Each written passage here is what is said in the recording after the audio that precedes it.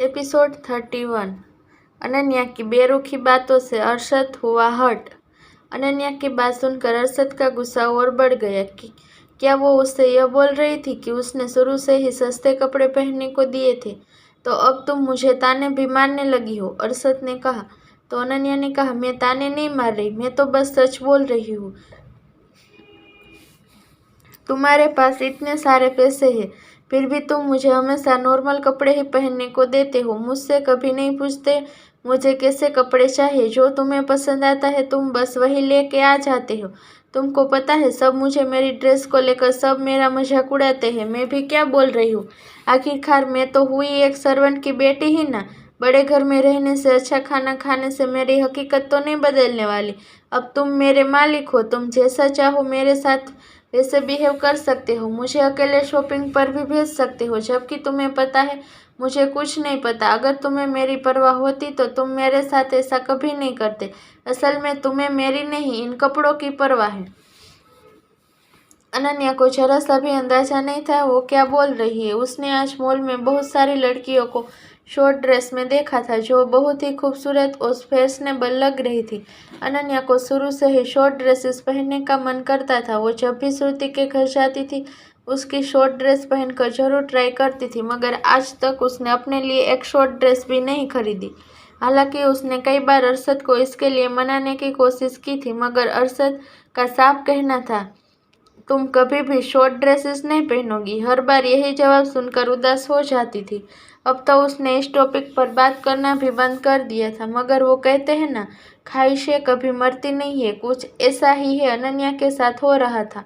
अनन्या बोले जा रही थी, अरशद ने उसे छोड़ दिया और कुछ कदम पीछे हो गया। उसे नहीं पता था कि अनन्या के मन में उसके लिए इतनी सारी कड़वाहट भरी है। शायद वो सही बोल रही थी, अरशद का उस पर कोई हक नहीं था। वो ऐसे कैसे किसी भी लड़की के ऊपर इतनी सारी बाउंड्रीज लगा सकता था। हालांकि अरशद से एक और गलती हुई थी, उसने इस लड़की को अपने सामने इतना बोलने का हक छो दिया था। किसी के भी अंदर इतनी हिम्मत नहीं थी कि वह उससे जुबान लड़ा सके, यहाँ तक कि उसके खुद की फैमिली भी। और उसके सामने खड़ी लड़की उसे कोस रही थी, उसे ताने दे रही थी। बोलते बोलते जब अनन्या को अपने गले में दर्द होने लगा तब फाइनली उसने बोलना बंद किया और सामने खड़े अरशद को देखा।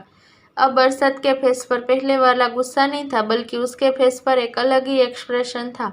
वो शांत था, उसके फेस पर एक तिरछी स्माइल थी। अब इस स्माइल के पीछे क्या राज था ये समझ पाना अनन्या के बस की बात नहीं थी। हालांकि उसे जल्द ही एहसास हुआ कि उसने फ्लो में क्या क्या बोल दिया है, और अब उसे खुद पर गुस्सा आने लगा। बेवकूफ़ लड़की, तू सच में एक बेवकूफ़ लड़की है। वो सब बोलने की तुझे क्या ज़रूरत थी। तुझे सिर्फ एक ड्रेस के लिए अरशद को इतना सब कुछ कह दिया। क्या तुम भूल गई वो कौन है। अगर वह तुझसे नाराज़ हो गया तो तेरा क्या होगा। अगर उसने तुझे खुद से अलग कर दिया तो तेरा क्या होगा। नहीं नहीं, मैं ऐसे ही उससे दूर नहीं जाऊंगी, मैं हमेशा उसके साथ रहूंगी। खुद को कोसते हुए अनन्या यह सब मन में बोले जा रही थी। वह सच में बहुत गिल्टी फील कर रही थी। उसे नहीं लगा था वो इतना कुछ बोल जाएगी। चाहे कुछ भी हो, अब तीर कमान से निकल चुका था और उसका वापस आना नामुमकिन था। अनन्या ने इनोसेंटली अरशद को देखा। वो बताना चाहती थी उसने यह सब जानबूझकर नहीं कहा, मगर उसकी आवाज़ तो उसके गले में ही अटक चुकी थी। वह चाहकर भी अब कुछ बोलने नहीं पा रही थी।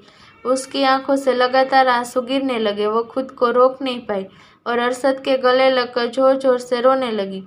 अरशद उसे खुद से अलग करना चाहा तो अनन्या ने और जोर से उसे पकड़ लिया और रोते हुए बोली, नहीं, मैं कहीं नहीं जाऊंगी, मुझे तुम्हारे साथ ही रहना है। यह सुनकर अरशद ने मुठ्ठियां भींच ली। उसे नहीं पता था अनन्या क्या बोल रही है, उसके दिमाग में क्या चल रहा है, मगर उसे गुस्सा आ रहा था अनन्या की रोने की वजह से। उसका सूट गीला हो गया था और वह अभी भी चुप होने का नाम ही नहीं ले रही थी। अरशद ने गुस्से में उसे खुद से अलग किया और उसे डांटते हुए बोला, पहले तुम रोना बंद करो। अनन्या ने सिसकियां लेते हुए अपनी आंसुओं को पोंछा और बड़े ही मासूमियत से अरशद की तरफ देखा और कहा, सॉरी, मुझे वह सब नहीं बोलना चाहिए था। पता नहीं मुझे क्या हो गया था, मैंने वह सब जानबूझकर नहीं बोला। प्लीज़ मुझे माफ़ कर दो, मैं फिर कभी भी वो सब नहीं बोलूँगी। उसे देखते हुए अरशद की आंखें सिकुड़ गई। उसने पॉकेट में हाथ डाले और बड़े ही आराम से कहा, असल में तुम्हारी कोई गलती नहीं है, गलती मेरी है। मैंने बड़े घर में रखा, खाने के लिए अच्छा खाना दिया, जबकि तुम तो एक नौकरानी की बेटी हो और तुम्हें तो सर्वेंट क्वार्टर में ही रहना चाहिए था। तुमने सही कहा, अच्छा खाना खाने से और बड़े घर में रहने से किसी की असलियत तो नहीं बदल जाती। अब तुम ही देख लो, मेरे साथ इतने सालों से रहने के बाद भी तुम्हारी सोच वही की वही है।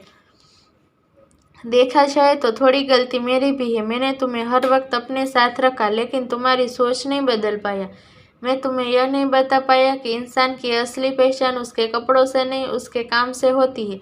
यह सब सुनकर अनन्या के थमे हुए आंसू एक बार फिर बहने लगे। माना कि उसने थोड़ा ज्यादा बोल दिया था, मगर इसमें उसकी भी कोई गलती नहीं थी। अरशद ने उसका एडमिशन बेस्ट कॉलेज में कराया था। वो वहाँ पढ़ने वाले सभी बच्चे अच्छे बैकग्राउंड के थे। उनका ड्रेसिंग सेंस भी मॉडर्न ही था। उन सब के बीच एक अनन्या ही थी जो कभी सूट, कभी लॉन्ग ड्रेसेस तो कभी कवर जीन्स पहन लेती थी। वो खूबसूरत थी, मगर सब उसे उसकी ड्रेसिंग सेंस से जज करते थे। मगर अरशद यह बात समझ ही नहीं सकता था और ना ही अनन्या कभी समझा पाई थी। वो डायरेक्ट किसी स्टूडेंट की शिकायत भी नहीं कर सकती थी, क्योंकि उसका अंजाम वो जानती थी। उसकी एक शिकायत उस स्टूडेंट का पूरा करियर ख़त्म कर सकता था। अरशद वो बड़ी मुश्किल से इतना बोल पाई और चुप हो गई। अरशद शेल्फ के ऊपर रखा शॉपिंग बैग ले आया और उसमें से अनन्या की ड्रेसेस को बेड पर निकालते हुए बोला, 20 लाख। तो आज तुमने 20 लाख के कपड़े लिए, ड्रेस गेट। पर तुम्हें नहीं लगता अनन्या, तुम्हारे रिसिप्ट में 2 जीरो कम है? यह सुनकर तो मानो अनन्या की आंखें फटी की फटी ही रह गई। उसे सच में अरशद की बात समझ में नहीं आई। उसने तो 20,000 के कपड़े लिए थे, फिर अरशद 20 लाख क्यों बोल रहा था? अरशद, तुम क्या बोल रही हो? मुझे कुछ भी समझ नहीं आ रहा। 20 लाख? लेकिन मैंने तो 20,000। अनन्या कहते कहते चुप हो गई और उसे अब जाकर सारी बात समझ में आई। असल में अरशद उसके लो रेंज के कपड़े खरीदने से गुस्सा नहीं था, उसके गुस्से की वजह ईशान था। इसका मतलब अरशद को ईशान के बारे में पता चल गया है और वो मुझे से ईशान की वजह से नाराज है। अरशद, मुझे नहीं पता उसने ऐसा क्यों किया। वो तो अचानक से मुझे मॉल में मिल गया था और मैंने उससे थोड़ी सी हेल्प ले ली, पर मुझे सच में नहीं पता था वो यह सब करेगा। मैं तो उससे बात भी नहीं करती, मेरा मतलब थोड़ा बहुत बात कर लेती हूँ, क्योंकि वह तो श्रुति का दोस्त है ना, और श्रुति उससे लाइक करती है। अनन्या ने अपने लास्ट की लाइन बड़े ध्यान से बोली थी। वैसे तो श्रुति ने उसे इस बारे में किसी को भी बताने से मना किया था, मगर इस वक्त उसे खुद को अरशद के गुस्से को दूर करने के लिए यह सब बताना जरूरी था। क्या पता अगर वो अपनी बात एक्सप्लेन नहीं करती तो अरशद उसके बारे में क्या सोचता, इसलिए उसने सारी बात क्लियर कर दी। अरशद को किसी से कोई फर्क नहीं पड़ता था, कौन किसको कब कहाँ और कैसे लाइक करता है, क्या नहीं करता है, इन सब से उसे कोई लेना देना नहीं था। अगर उसे किसी से फर्क पड़ता था तो वो थी अनन्या और उससे जुड़ी हर एक बात। अगर तुम मुझे और गुस्सा नहीं दिलाना चाहती तो कल के कल उसके पैसे वापस करोगी और उससे जितना दूर रह सको उतना दूर रहने की कोशिश करोगी। मुझे फर्क नहीं पड़ता कौन किसे लाइक करता है और कौन नहीं, मुझे बस। अरशद कहते कहते रुक गया। उसे रियलाइज हुआ कि वो क्या बोलने वाला था और उसे अपनी बात मन में ही दबा ली। उसकी आधी अधूरी बात सुनकर अनन्या की क्यूरियोसिटी बढ़ गई और भूल गई अरशद उससे अभी भी नाराज है। वो बड़ी ही बेफिक्री से अरशद को तिरछी नजरों से देखने लगी। उसकी नज़र खुद पर पाकर अरशद कमरे से बाहर चला गई। अनन्या ने जाते हुए अरशद को देखा, फिर उसकी नज़र बेड पर रखे उसके कपड़ों पर गई। उसकी आंखें सिकुड़ गई। वह कमर पर हाथ रखते हुए गुस्से से दांत पीसते हुए बोली, ईशान के बच्चे, आज तूने ठीक नहीं किया। पहले तो मुझे लगता था तू बंदर की प्रजाति का है, मगर आज मुझे यकीन हो गया तू सच में बंदर ही है। तेरी वजह से, सिर्फ तेरी वजह से आज मैंने अरशद को इतना कुछ बोल दिया। उन्हें कितना बुरा लगा होगा। असल में कंजूस तो मैं हूँ और मैं अरशद को सिर्फ एक कपड़े के लिए इतना कुछ बोल गई। इन सब की वजह वो ईशान है और मैं इतनी आसानी से तुम्हें नहीं छोड़ूंगी। अब तुम देखो मैं क्या करती हूँ। अनन्या ने थाम लिया था कि वह शाम को सबक सिखा कर ही रहेगी। दूसरों को बेवकूफ़ करने वाली अनन्या, जो खुद एक बहुत बड़ी बेवकूफ़ है, वो ईशान के साथ क्या करेगी? क्या वो उसे सबक सिखा पाएगी या फिर अरशद से लड़ेगी?